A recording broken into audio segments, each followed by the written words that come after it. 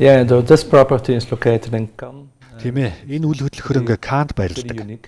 Асар өвөрмөц. Өмнө нь Vampire Water эзэмшдэг байсан. Not only that, but that property was few. Үгээрч зогсохгүй хэд хэдэн кинонд. Тухайлбал Alfred Hitchcock-ийн кинонд хүртэл гарч байсан түүхтэйд. One of my Мөрийтэй тоглоомын салбарт ажилладаг Азид амьдардаг нэг найз маань энэ үйл хөдлөхийг 2017 онд худалдаа авч байсан. We bought the property in 2017. We spent Бид засвар шинжилгээний ажилд 100 гаруй сая $100 зарцуулсан бөгөөд энэ үйл хөдлөхийг түрээслэхэд бэлэн болоод байгаа.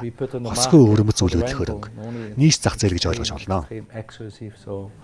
It's a very niche market. Энэ үйл хөдлөхийг түрээслэх бол 50 гаруй ажилтан одоогоор тэнд ажиллаж байгаа. Үйл хөдлөх хөрөнгө нь ихэвчлэн чинэлэг эрхмүүдэд найдвартай хөрөнгө оруулалтын хэрэгсэлд тооцогддог. Гэхдээ худалдааны дайн, Трампын тариф, геополитикийн эрсдлүүдээс хамаарат сорилтууд гарч байна. Энэ хүчин зүйлс нь хөрөнгө оруулагчдын шийдвэрт ямар нэгэн байдлаар нөлөөлж байгаа болов. Actually, I was in the US in New York. I was in Trump Tower together with JP Morgan and Goldman Sachs. Би өнгөрсөн 12 дугаар сард Нью-Йорк хотын Трамп цамхагт JP Morgan, Goldman Sachs тэргүүтэй хөрөнгө оруулалтын банкнуудын төлөөлөлтөд уулзаж, томоохон хөрөнгө оруулалтын ажил дээр хамтран ажилласан. Weeks of January they cancel all the deals, everything. And when I see at the moment from my clients nobody do something. Трампыг Brisbane руу явна гэж хүмүүр хүлээж байсан тул сонирхол их байсан. So coming then the people who buy the properties, what you say, Би тэр үед үйл хөдлөх хөрөнгө худалдаа авахар төлөвлөж байсан ч 1-р сарын ихээр бүх хилцлүүд цуцлагдсан. It's very hard to resell it. Бүх зүйл талаар өнгөрсөн гэхэд болно. Одоогийн байдлаар манай үйлчлүүлэгчдийн дунд Америк нэгдсэн улсад хөрөнгө оруулж байгаа хүн бараг л алга. Зах зээл нь маш тогтворгүй байгаа учраас тэр. Especially to Europe. Now why they did it? Таны хэлсэнчлэн $200 сая үнэтэй үйл хөдлөх хөрөнгө худалдаа авах нь мэдээж хөрөнгө оруулалт огтоос биш. Эргээд худалдаа тийм ч амар биш шүү дээ. Today we have amazing regrets. Дан хэлснээс хойш бид алдсангууд доктортой зах зээлд анхаарлаа төвлөрүүлж эхэлсэн. So business people they own, let me say wealthy business people. Тухайлбал бид айл хэдийн 3 гэр бүлийг Европ руу нүүн суушуулсан. They want safety.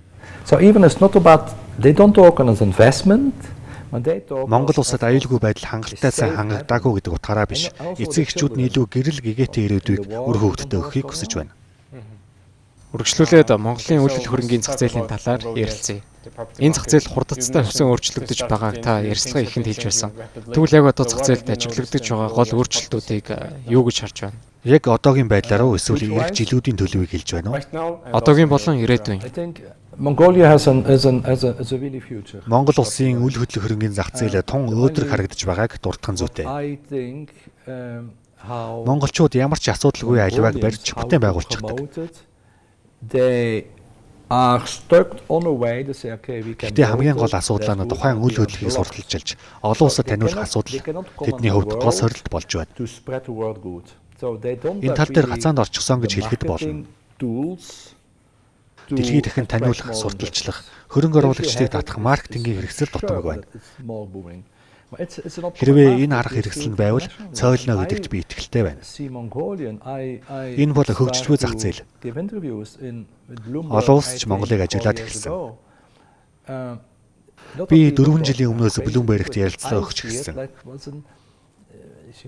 Олон хүмүүс үүнийг утгагүй хэрэг гэж боддог байсан ч би Монгол улсын потенциалыг олж харчихсан байсан.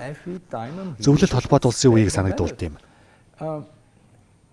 Гэхдээ одоо хамаагүй сайн хөгжижсэн. Энд ирэх болгон дахиц дэвшлүүд гарсныг би ажигладаг. Монголчууд маш төвчээртэй, сайхан сэтгэлтэй хүмүүс гэж би бодож явдаг. Гэхдээ Монгол улсыг олон улсад таниулж, үйл хөдлөх хөрөнгөө яаж сурталчлах вэ гэдэг асуултын хариуг хараахан олоогүй байгаа нь жаахан харамсалтай. Гэхдээ бүгд дорд ороод хичээж байна. Би ч бас хичээж байгаа. Монголыг дэлхийн газрын зураг дээр илүү тод харагдуулахыг би хичээж байна. Монголын үйл хөдлөх хөрөнгийн салбарыг таниулах нь таны гол зорилго юм байна, тийм үү? Yeah, not only properties but also to build a bridge. Тийм ээ. Гэхдээ дан ганц үйл хөдлөх хөрөнгөний салбар биш юм аа. Барууны орнууд болон Монголыг хооронд нь холбох гүүр нь болохоор зорж байгаа. Өчигдөр болсон арга хэмжээнд Бельгиэс хүмүүс ирсэн. Тэд бүгд Монгол улсын талаа мэдэхгүй байсан. Барууныхан Монголыг хаа нэгтээ байдаг л гэж боддог.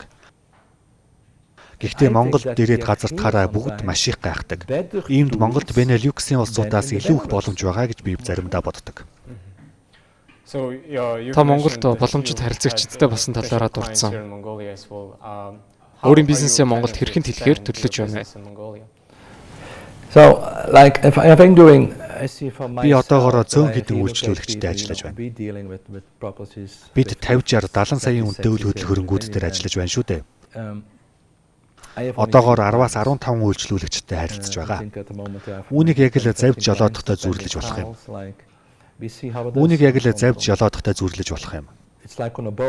Өөрөөр хэлбэл хүмүүс болоод эдийн засгийн нөхцөл байдлаас хамаарч хүмүүс заваа залуурдана. Эдийн засгийн бус талаас нь юу гэж тайлбарлахаа сайн мэдэхгүй юм аа. Гэхдээ хэтийн төлөв сайн байгаа гэдэгт би итгэлтэй байна.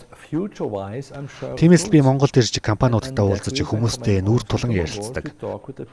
Энэ бол уламжлалт арга барил. Ялангуяа Монголд илүү тохирдог.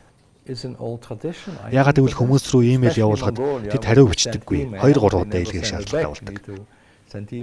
Харин шууд суугаад нүд рүүгээ хараад ярилцвал итгэлцэл бий болгодог. Таны зорилго Монголыг сурталчлан таниулах. Тэглгүй яах вэ? Энэ бол миний гол зорилго, бас ирээдүй юм шүү дээ.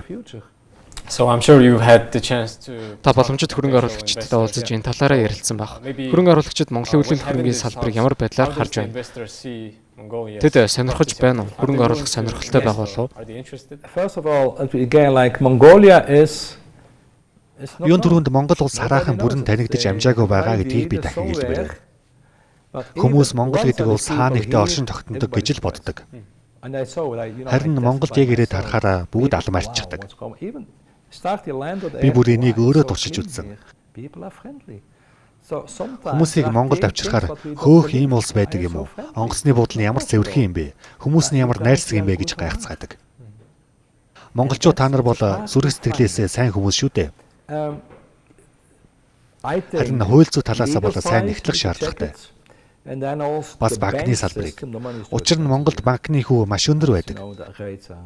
Хэрвээ эдгээрийг амжилттай зохицлоод чадвал Монголд асар их боломж байгаа гэдэгт би бүрэн итгэлтэй байна.